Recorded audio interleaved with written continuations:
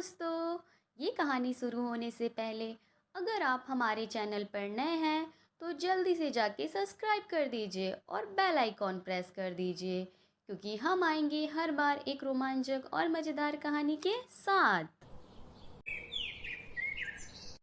एक समय की बात है, रामपुर नाम का एक राज्य हुआ करता था। उस राज्य के राजा का नाम राजा राम सिंह था। राजा राम सिंह का दरबार मनोरंजन तथा चर्चाओं के लिए प्रसिद्ध था। महाराजा अपने खाली समय में तरह तरह की बातें कर अपने दरबारियों की बुद्धि की परीक्षा लिया करते थे। एक दिन की बात है, राजा राम सिंह अपने दरबार में बैठे थे। उन्होंने यूं ही दरबारियों से पूछा। सबसे बड़ा पत्ता किसका होता है? दरबारियों ने तरह तरह की अटकलें लगानी शुरू कर दी। किसी ने अरबी के पत्ते को बड़ा बताया तो किसी ने केले के पत्ते को, किसी ने ढाक के पत्ते को बड़ा कहा।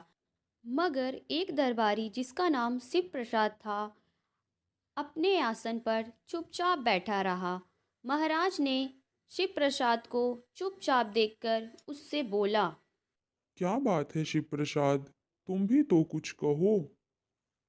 महाराज, मेरे दरबारी मित्रों ने अब तक जो कुछ भी बताया उससे मैं सहमत नहीं हूँ।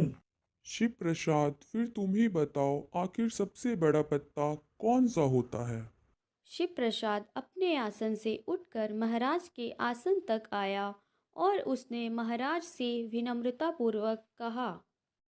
महाराज, मैं कद में आपसे लंबा हूँ और तगड़ा भी, है ना? हाँ, सो तो है। महाराज, मेरा शरीर आपके शरीर से स्थूल है ना? इसमें क्या शक है? इसके बाद शिव प्रसाद दरबारियों की तरफ मुड़ गया और उसने पूछा। भाइयों बताओ, क्या मैं महाराज से बड़ा हूँ? दरबार में उपस्थित सभी दरबारी शिव प्रसाद के सवाल से हक्का बक्का रह गए। तभी सभी ने मिलकर एक साथ एक स्वर में कहा। नहीं महाराज, इस समय ये लोग ठीक कह रहे हैं कि मैं आपसे बड़ा नहीं हूँ, ना हो सकता हूँ। महज कद काठी या आकार प्रकार में बड़ा बताने में ये लोग यही भूल कर रहे थे। इन लोगों ने किसी पत्ते को बड़ा बताने में उसके आकार तथा प्रकार, उसकी लंबाई चौड़ाई पर ही ध्यान दिया। किसी ने पत्ते के विशेषता गुणों पर ध्यान नहीं दिया। थोड़ा रुकने के बाद शिव प्रसाद ने फिर से कहा।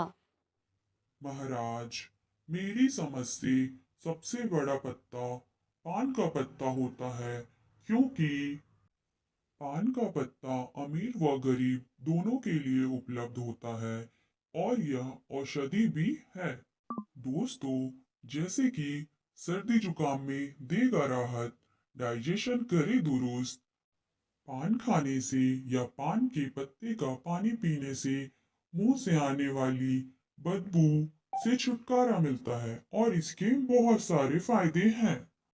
देवताओं से लेकर मानव जाति के हर वर्ग में पान किसी न किसी रूप में उपयोगी है। पान तो ब्राह्मणों ज्ञानी के मुख शुद्धि का साधन भी है। इस तरह शिव प्रसाद ने पान के विविध गुणों का बखान करते हुए महाराज से कहा। महाराज, बड़ा या छोटा होना व्यक्ति या वस्तु के गुणों पर निर्भर करता है, लंबाई चौड़ाई या मोटाई पर नहीं। पान में बहुत सारे गुण हैं जो अन्य पत्तों में नहीं है, इसलिए मेरी समझ से पान ही सबसे बड़ा पत्ता है।